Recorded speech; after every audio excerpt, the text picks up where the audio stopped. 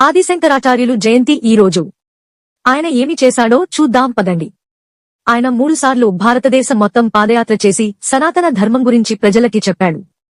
ఇట్లాంటి వ్యక్తుల గురించి గుర్తుపెట్టుకోవాల్సింది మన భారతీయుడు.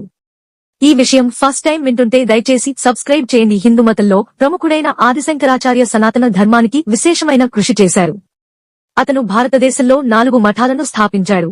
ఒక్కొక్కటి వేదాలలో ఒకదానిని సంరక్షించడానికి మరియు ప్రచారం చేయడానికి అంకితం చేయబడింది.